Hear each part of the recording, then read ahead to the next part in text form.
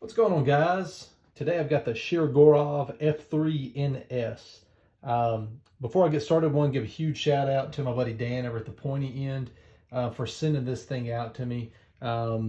Extremely grateful. I never thought I would get to handle a Shiro. And so guys, just go check out his channel. He does some great reviews. I really think you'll like his content. And like I said, huge shout out to him for sending this thing out, because what a pleasure, experiencing this knife has been. This is an extremely nice knife. Of course, Shirogorov, for those of you who are unaware, they're a premium brand, right, out of Russia. This guy coming in right around the $900 mark, okay? This is a big knife, 8.75 inch overall length, right? It's got a 3.75 inch blade there, and closed length right at 5 inches.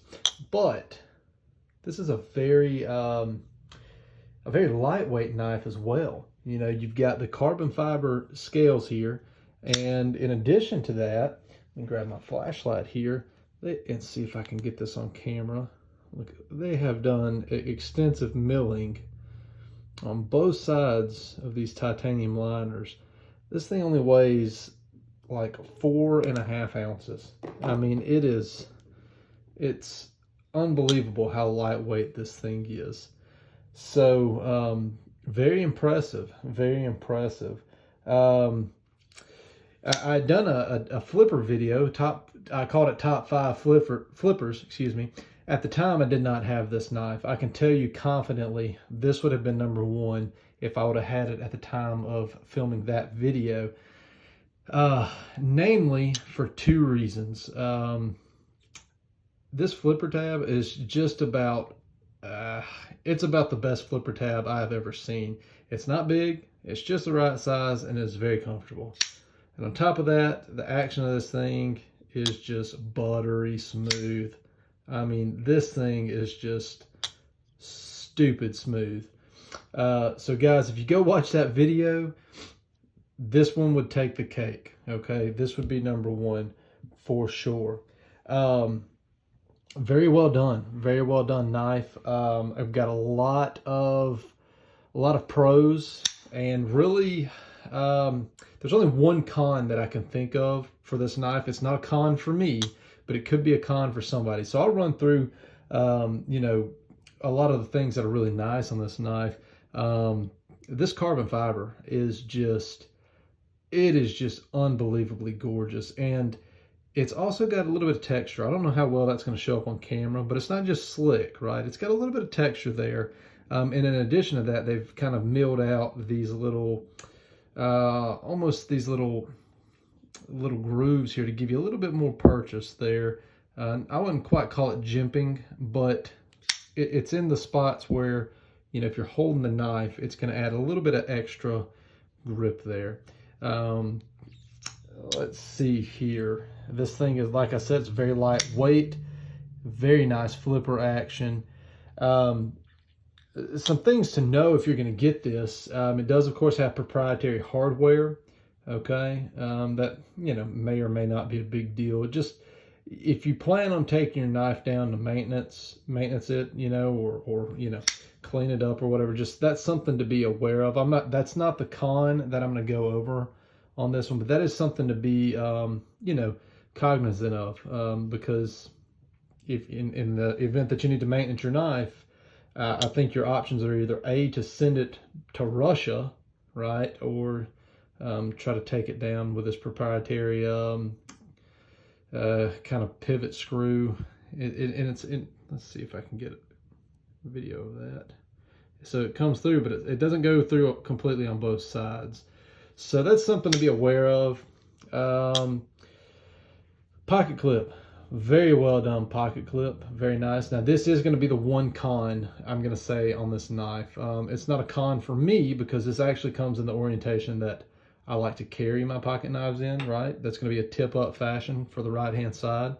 But that is the only way to carry this knife. And so that's going to be the one con to this knife. And like I said, for me, that's not even a con. However, if you're somebody who likes to, you know, reverse the pocket clip or have the option to carry it, I don't know why, what sort of animal you are who wants to carry it tip down, but just be aware that that's it. That's your pocket clip.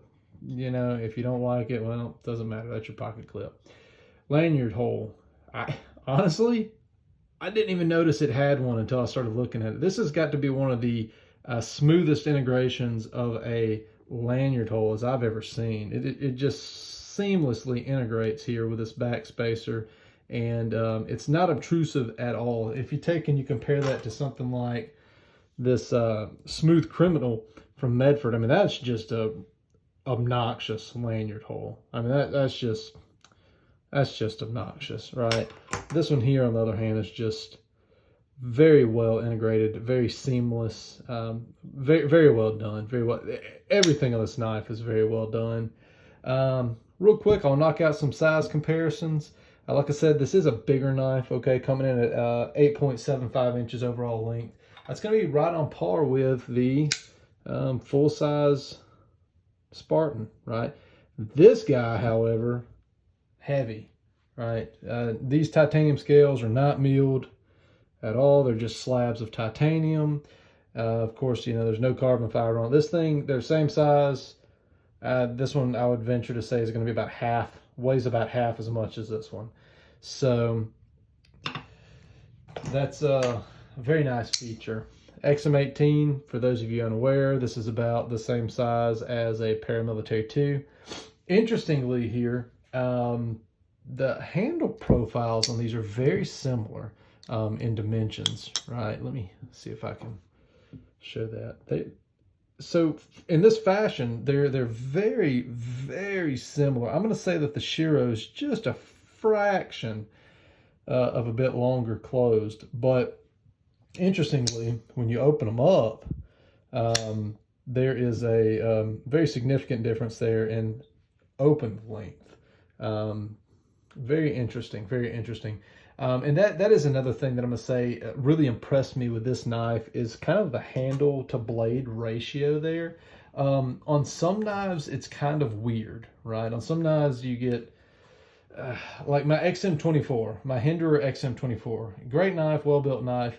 But for me, I feel like the handle ratio is, the handle to blade ratio is just kind of off. You've got this huge, huge handle, and the blade is, well, about the same size as this one.